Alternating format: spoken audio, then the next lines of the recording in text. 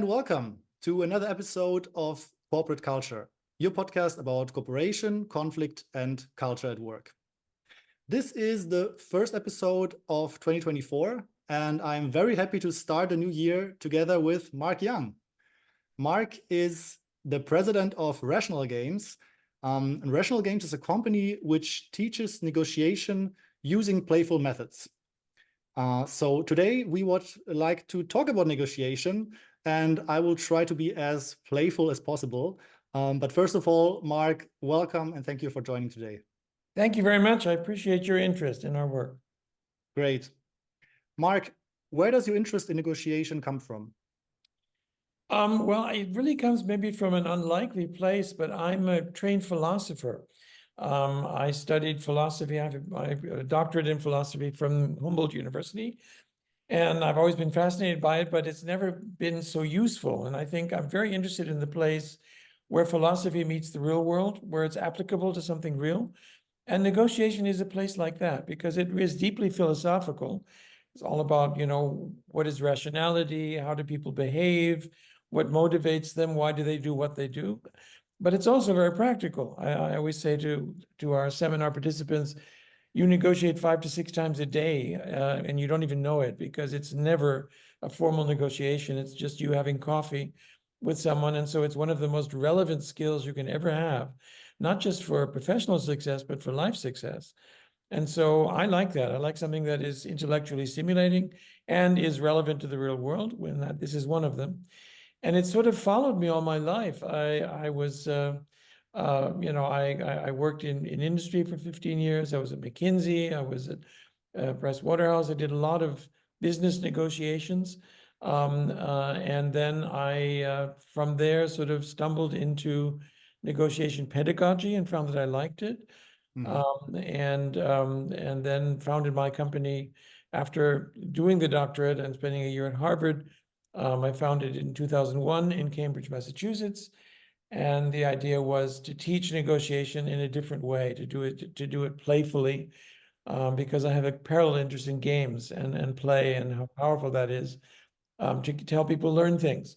So our courses have very little PowerPoint and very little what the Germans call Frontalunterricht or frontal lecturing.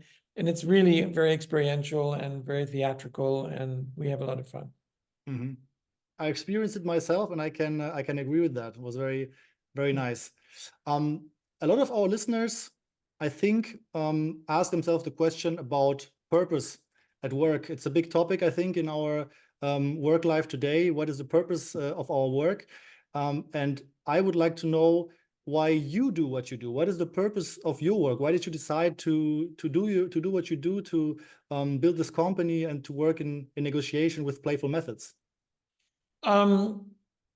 Thank you for that, because we are a social business. I did not mention that yet, but we are a registered nonprofit in the United States and in Germany, because we set aside a large portion of what we earn doing this to support projects using games and play to resolve conflict.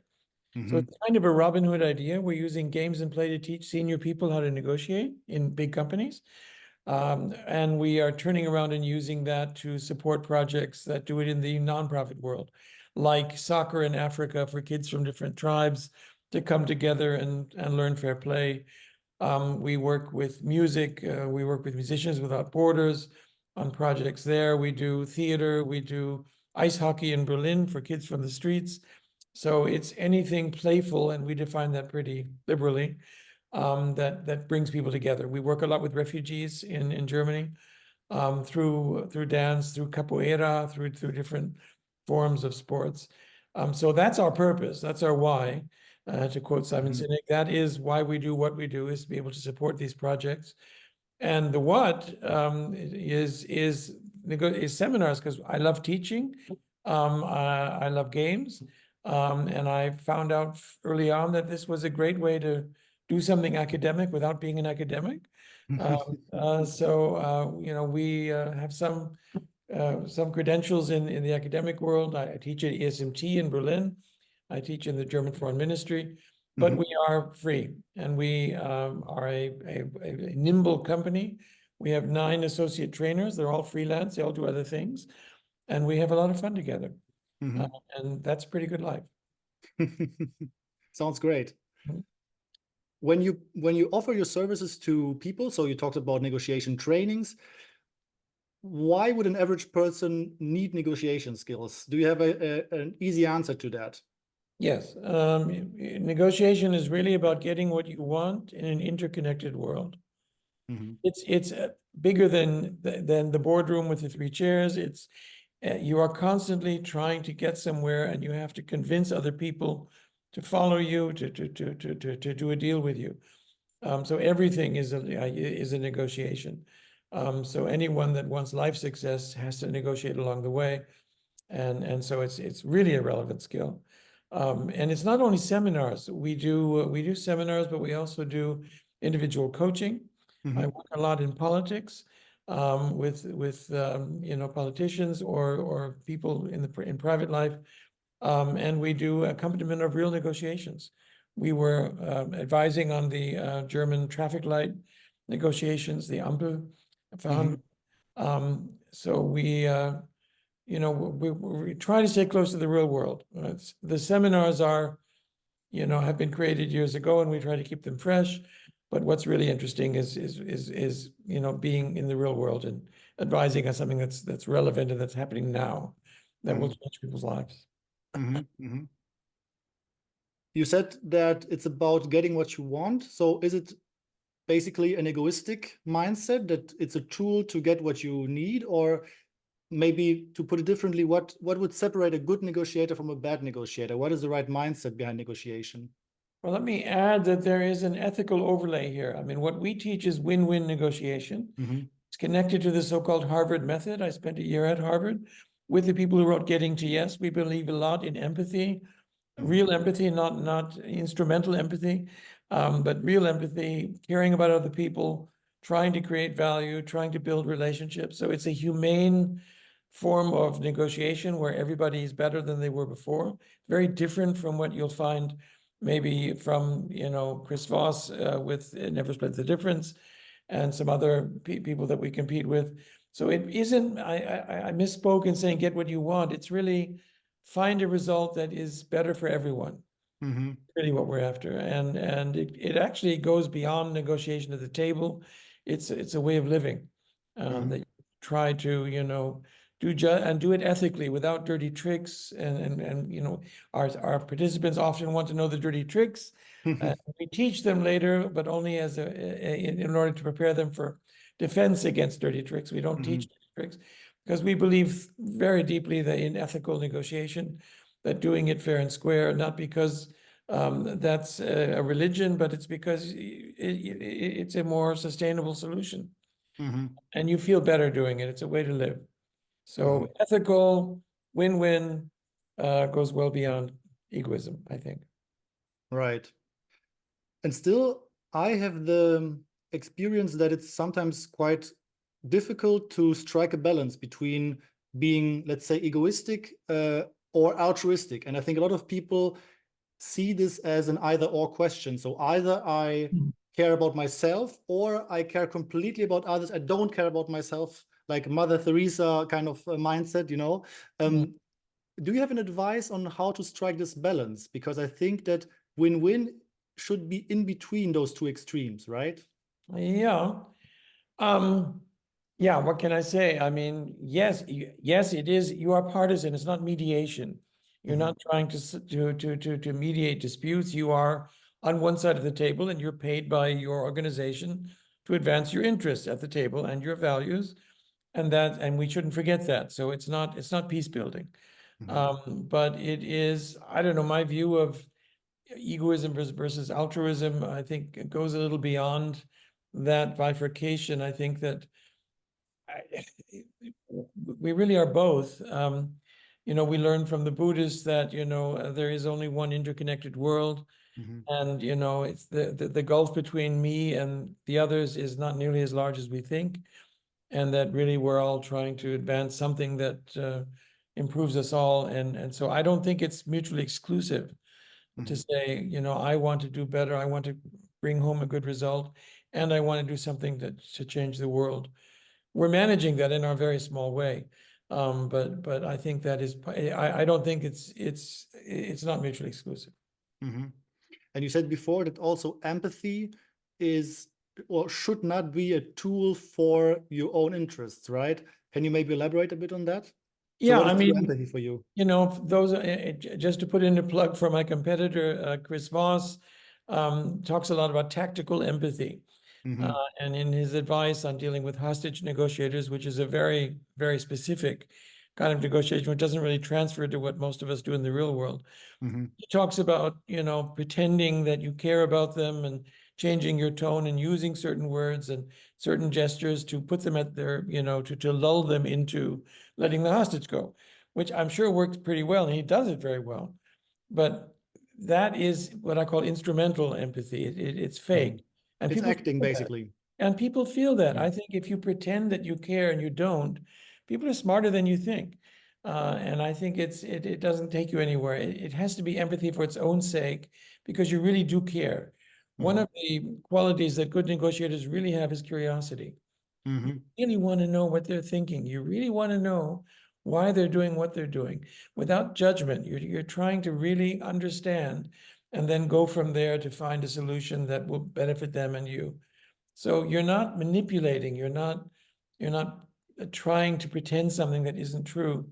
That isn't empathy. Empathy is different from sympathy, to be very on that topic. Sympathy is dangerous as well. Sympathy is I feel your pain and I will give you anything to stop your pain. It's not so smart for negotiators. Empathy is I feel your pain, but I remember who I am and where I am. Mm-hmm. I want to work with you, but I don't forget why I'm here. So that's a more balanced, I think, to use your word, approach to empathy. Mm-hmm. And Right. And it reminds me a lot of the person-centered psychotherapy approach of Carl Rogers, right? Who also says that it's a lot about acceptance, about empathy, but also as a psychotherapist, you have to build this up yourself first to then actually really have an effect on your client. And pretending to do so is actually not really working. And there are even studies about that you're right, basically. thank you for that. I don't know his work, and that sounds good. uh I'll look it up. Yeah. It reminds me a lot of that. But maybe a more practical question. So when you say you focus on both, you focus on your own interests and you have the empathy, you focus on other people's interests. Is it more like a pendulum to say, now I focus completely on the other and again, completely on me? Or do you need this wide view to kind of see both all the time? I would say the latter. Mm-hmm. Harvard method, they talk about the creative question. Yeah. And the creative question happens about halfway through a negotiation if you do it in a scripted way, where you start by asking a lot of questions. Good negotiators ask many questions. And you also reveal something of what you want, not just what you say you want, but what's underneath. And then about halfway through, you get to this sentence, which in some form is, what I've understood so far is what you want is A, B, C, and D. And I've tried to communicate what I want is G, E, F, and H. What can we do together to make that happen, to make sure you get your thing and I get my thing? Do Mm-hmm. you have any creative ideas? And the benefit of that is that you're reframing the whole thing away from opposition. We're fighting each other. We're trying to persuade someone to do what they don't want to do. And instead, we are collaborating. We are, you know, the Harvard people call it side-by-side problem solving. You're leaving your chair, coming over to me. We sit together and look at the flip chart, and we're creating something. And that only works if you have really understood what they want, and you've let them understand what you want. And even if there's conflict there, and there is, there's no denial of conflict, and there's not a bad thing.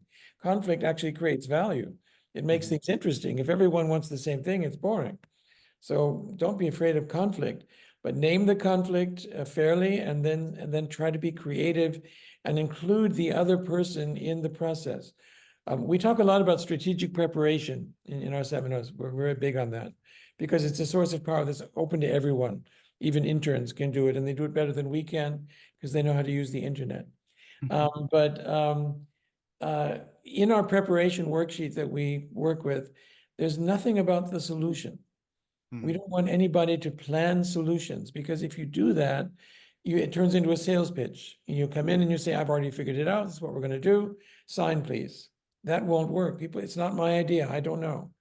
So much better to think about, what your issues are, your priorities, your alternatives, and then in an open discussion, see if you can come up with creative ideas and make them your partner in coming up with that. People are much more likely to sign something if they've helped to create it, if it's Right. not something that's being foisted on them, even if it's a fabulous idea. It's just psychology again. Maybe your Rogers knows that too. Yeah. You wrote an article that I read recently, which is called "The Rhythm of the Deal," and you have this metaphor of negotiation as a dance, right? And I really like it. I also like dancing, but I like dancing with people I like. So my question would be, how does this metaphor work with people you don't like? Should you still dance with them? You should dance through life in any case, because it's a better way to move. But you shouldn't dance alone in a negotiation. That can be humiliating if you're dancing and they're sitting and watching you. You need to get people to dance with you. And the piece you're referring to, I wrote for the Harvard Journal some years ago, and it's a playful piece, like everything we do. And it takes 3 specific dances, just to summarize, and tries to superimpose them on the negotiation as we understand it. We start with flamenco, which we call the dance of positions, because it's very clear and it's very demanding and very with motions that exude pride and exude demands. And then you move from there to the dance of interests, to use the Harvard language, which is ballet, which is much more flowing, much more vulnerable, much more open, much more beautiful. And then finally, to do the deal, you do jive. You trade, you pull and push and have fun. So using that very playful method, the idea is that dancing is a way for us both to be better off than we were before. We assuming is very dangerous in negotiation, but the Donald Trump assumption is the pie is fixed. If I win, then you lose. And if I have a point, you don't. Or it's like soccer. I hit a goal and you don't, so I win and you lose. But I don't think negotiation is like soccer. I think it is more like a dance, where I make a move and you can take this into concessions, moving and offering things, and you make a move and we have fun together and we dance. And it's a different dimension. And we get a better deal in the relationship between us, and also in content. In terms of dancing with people you don't like, that works, by the way. I've done that. And sometimes you'd be amazed how people come to life when you ask them to dance. So I'm not sure it has to be someone you like. But the short answer, because we get this question a lot about difficult partners and dirty tricks and so on. My assumption, quite simply, is that people the world over, nice people, not very nice people, American people, Chinese people, young people, old people, all people are driven by interests. And it's all about their interests, not mine, but theirs.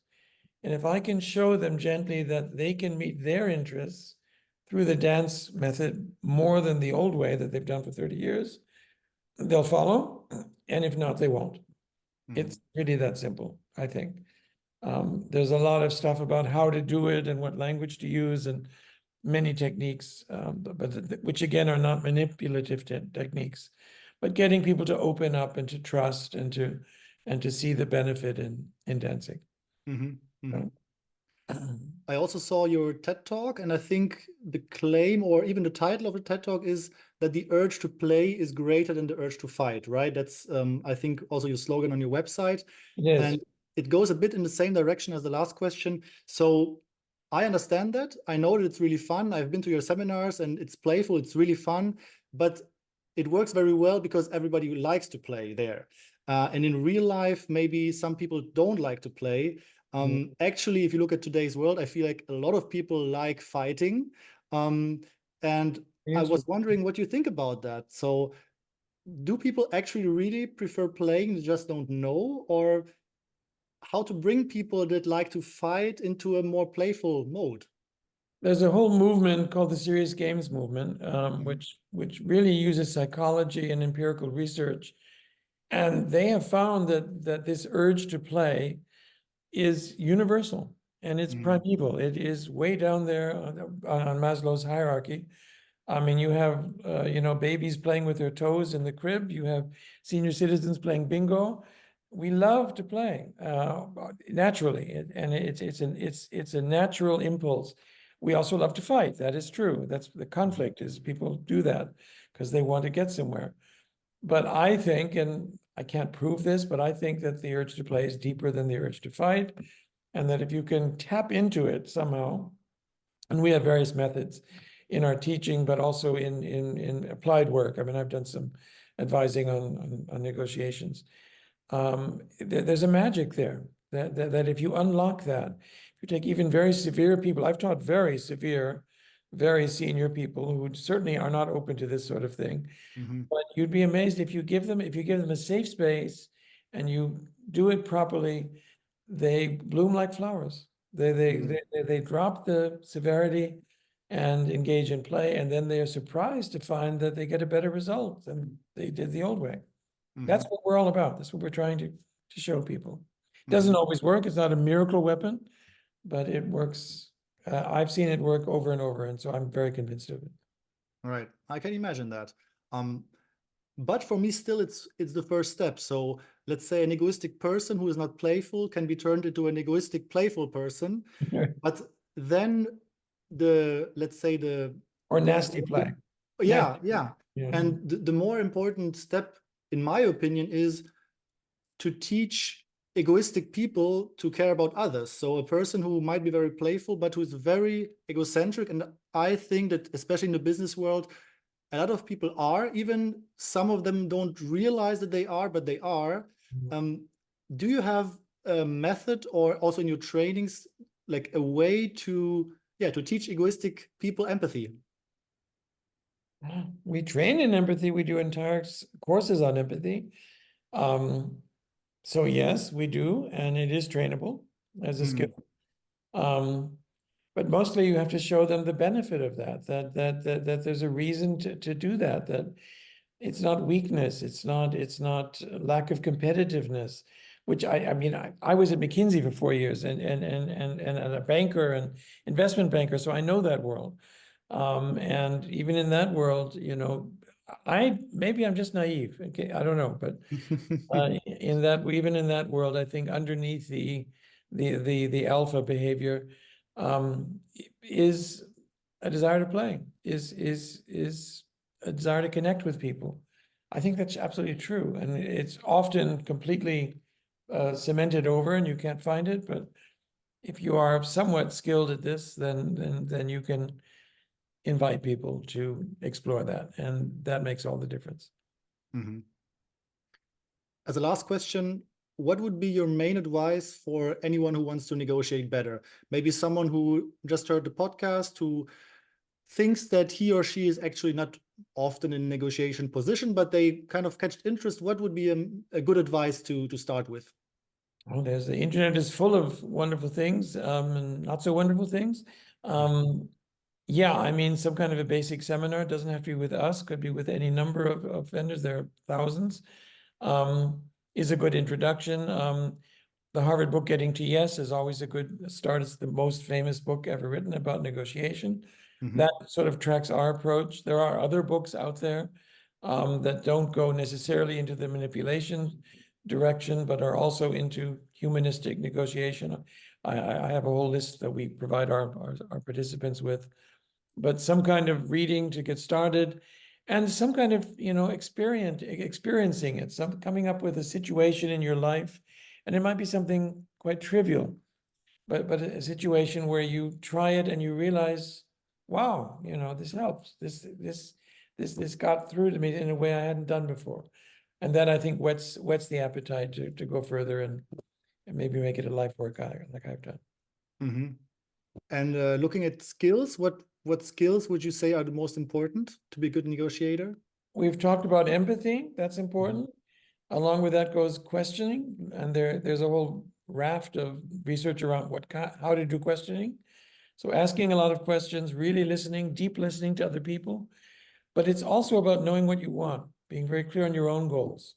Mhm. We tend to not do that. We tend to go in to negotiations with conflicting goals. Maybe I want a lot of money, but maybe I want to do it quickly, and maybe I want to be ethical, and maybe I want to have fun, and maybe I want to be done quickly because I want to go home. Those are all conflicting goals. And if you don't get that clear in your mind, what is it you're after? What are you trying to do? Because if you don't know what you want, you can't get it. So clarity around that, and from there you get strategy, and there's things we teach on, how to strategically structure a negotiation with phases and with tools.